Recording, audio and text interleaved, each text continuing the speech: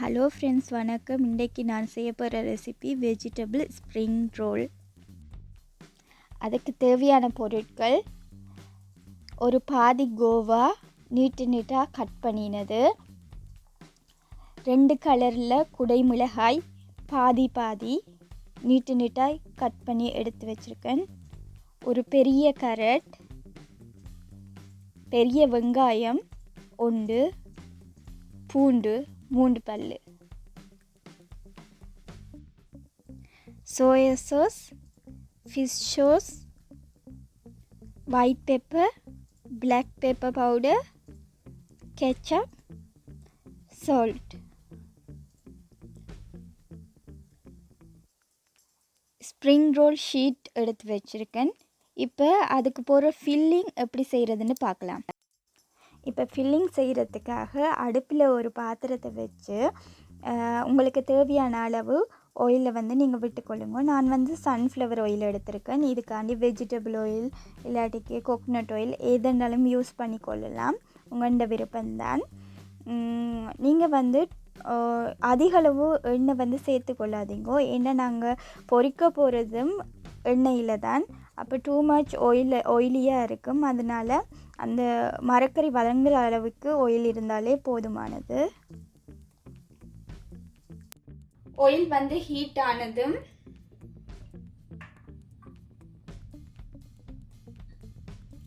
ஒரு காலிக்க போட்டு பார்த்தீங்கன்னா மேலே பபிள் மாதிரி வந்துச்சுன்னா ஆயில் ஹீட் ஆயிருச்சுன்னா அர்த்தம். இப்போ முதலாவதாக சமையல் பழகுற ஆட்களுக்கு நான் சொல்லுவேன். இப்போ என்னோட ஆயில் ஹீட் ஆயிருச்சு. இந்த ஸ்டேஜில் இதோட கார்லிக் எடுத்து வச்சுருக்க கார்லிக் எல்லாத்தையும் சேர்த்துக்கொள்வேன்.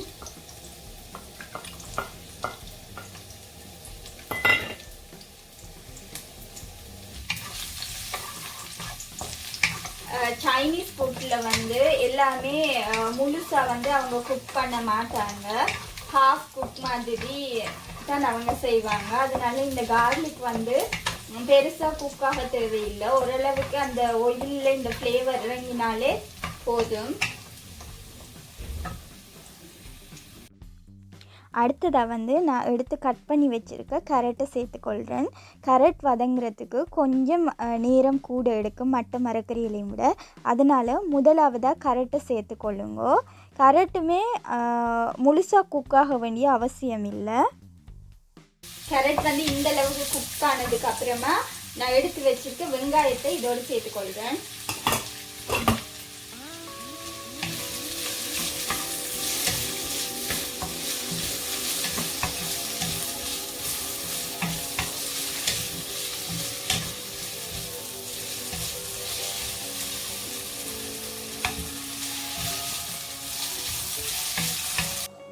இப்போ பார்த்தீங்கன்னா கரெக்டான கலர் கொஞ்சம் சேஞ்ச் ஆகிட்டு இந்த ஸ்டேஜில் எடுத்து வச்சுருக்க குடைமிளகாயை நான் சேர்த்துக்கொள்கிறேன்.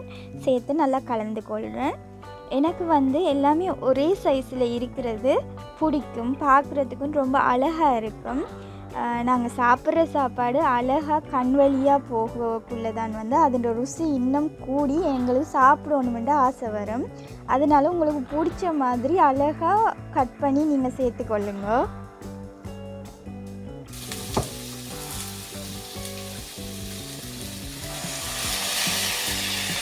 கோவாவை லாஸ்ட்டாக சேர்த்துக்கொள்ளுங்க. ஏன்னா கோவா டக்குனே குக் ஆயிடும்.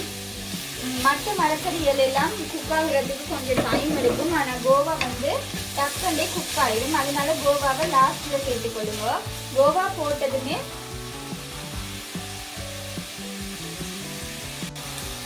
நான் கோவா போட்டதுமே இதில் எடுத்து வச்சிருக்க உப்பு எனக்கு தேவையான அளவு நான் சேர்த்துக்கொள்வேன். சோயா சாஸ்லேயும் உப்பு இருக்கும், அதனால உப்பு பார்த்து போட்டுக்கொள்ளுங்க. இப்போ உப்பு போட்டதுக்கு அப்புறமா நான் சோயா சாஸ் சேர்த்துக்கொள்ள போகிறேன். இதில் லைட் சோயா சாஸும் இருக்குது, டார்க் சோயா சாஸும் இருக்குது. நான் டார்க் சோயா சாஸ் சேர்த்துக்கொள்வேன். லைட் சோயா சாஸ் கூட நீங்கள் சேர்த்துக்கொள்ளலாம். அது கொஞ்சம் கலர் கம்மியாக இருக்கும்.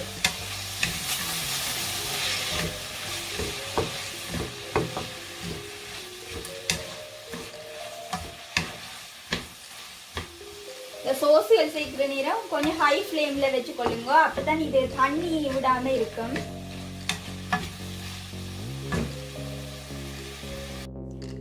நான் அடுத்ததாக எடுத்து வச்சுருக்க ஃபிஷ் சோஸை வந்து அதோட ஆட் பண்ணிக்கொள்கிறேன். உங்கள்கிட்ட ஒயிஸ்டர் சோஸ் இருந்துச்சுன்னா ஒயிஸ்டர் சோஸ் வந்து நீங்கள் ஆட் பண்ணிக்கொள்ளுங்க. என்னட்ட ஃபிஷ் சோஸ் தான் இருந்துச்சு, அதனால நான் அதை ஆட் பண்ணிக்கொண்டேன். ரெண்டுமே ஒரே மாதிரியான ஃப்ளேவர் தான் கொடுக்கும். அடுத்ததாக வந்து ஒயிட் பெப்பர் சேர்த்துக்கொள்கிறேன்.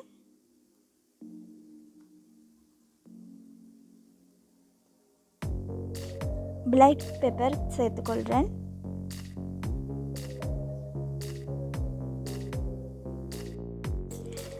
லாஸ்ட்டாக நான் எடுத்து வச்சுருக்க கெச்சப்பை இதோடு சேர்த்து நல்லா மிக்ஸ் பண்ணி விடுறேன். மிக்ஸ் பண்ணும்போதே நீங்கள் கெச்சப் சேர்க்கும் போதே அடுப்பை வந்து ஆஃப் பண்ணிவிடுங்க. இந்த ஃபில்லிங் இப்போ சூப்பராக ரெடி ஆகிட்டுது. கலர்ஃபுல்லாக பார்க்கவே யம்மியாக ரெடி ஆகிட்டு. இது ஆறினதுக்கப்புறமா எப்படி சுற்றுறதுன்னு பார்க்கலாம். இப்போ வந்து இதை ஒட்டுறதுக்கான கலவையை வந்து ரெடி பண்ணிக்கொள்ளலாம். அதுக்கு 2 டேபிள் ஸ்பூன் போல் மைதா மாவு எடுத்திருக்கேன். இதை வந்து நான் பேஸ்ட்டாக கரைச்சி கொள்ள போகிறேன். அதுக்கு கொஞ்சம் கொஞ்சமாக தண்ணி இதில் ஆட் பண்ணி பேஸ்ட்டாக இதை கரைச்சி எடுத்துக்கொள்ள போகிறேன்.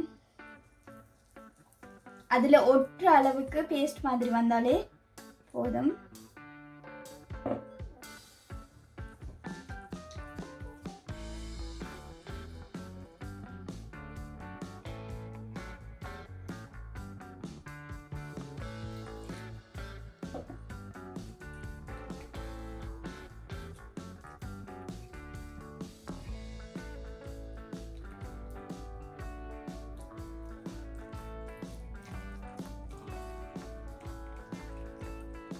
கட்டி இல்லாமல் எல்லாத்தையும் கரைச்சி கொள்ளுங்க.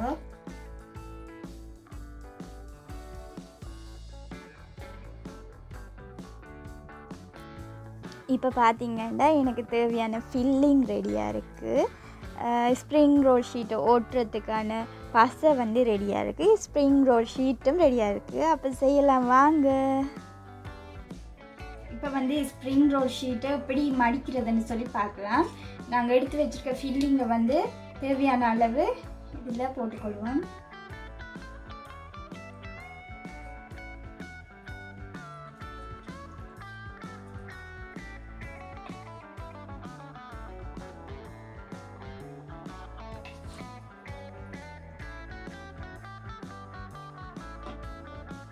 போட்டுட்டு இதை வந்து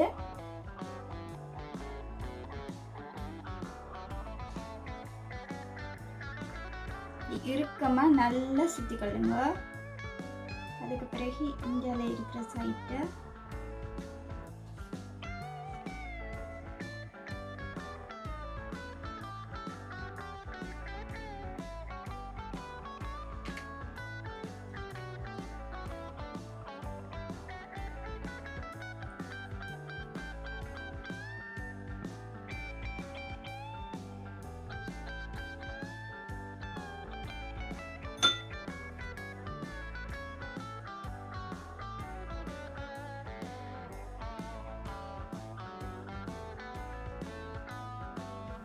இப்போ பார்த்தீங்கன்னா நான் ஃபில்லிங்கை வச்சு நல்லா டைட்டாகவே சுற்றி கொள்கிறேன். நீங்களே நல்லா இறுக்கமாகவே சுற்றி கொள்ளுங்க.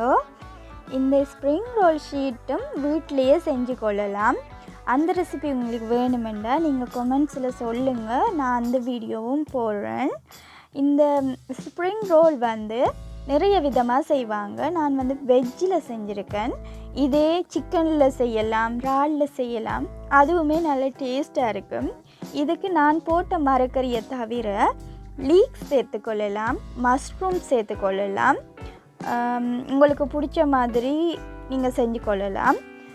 தாய்லாந்து சைனீஸ்லாம் வந்து அவங்க கிளாஸ் நூடுல் வந்து சேர்த்துக்கொள்ளுவாங்க. அதுக்கு பிறகு கருப்பு காளான் வந்து கிடைக்கும் அவங்களோட ஊரில், அதுவும் அவங்க சேர்த்து செய்து கொள்ளுவாங்க. வந்து 8 ஸ்ப்ரிங் ரோல் வந்து கிடைச்சிருக்கு. இந்த 8ஐயுமே நான் பொரிக்க போகிறது இல்லை, 6 தான் பொரிக்க போகிறேன். இதில் 2 வந்து நான் எடுத்து வைக்க போகிறேன். இது வந்து நீங்கள் இதை வந்து ஒரு சிப்லாக் இதை மாதிரி ஒரு பேக்கில் போட்டு ஃப்ரீசரில் வச்சுட்டிங்கன்னா உங்களுக்கு தேவையான நேரம் பொரிச்சு எடுத்துக்கொள்ளலாம். இது வந்து 3 கிழமைக்கு அப்படியே கெடாமல் இருக்கும்.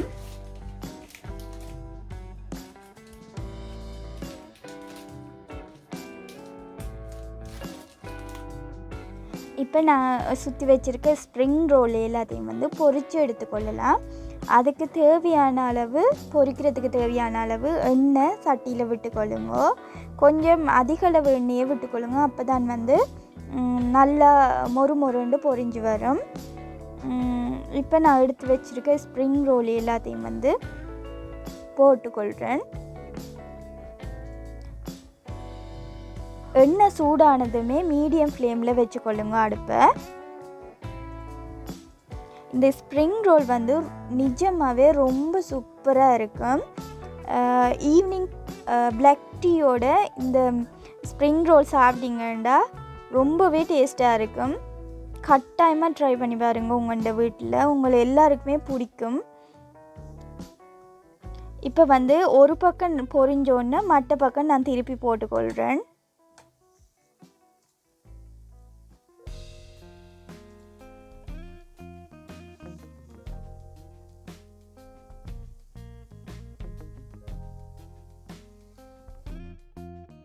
இப்போ என்னோட ஸ்ப்ரிங் ரோல் வந்து நல்லா பொரிஞ்சிட்டு, இப்போ வந்து இதை நான் பிளேட்டுக்கு மாற்றிக்கொள்கிறேன்.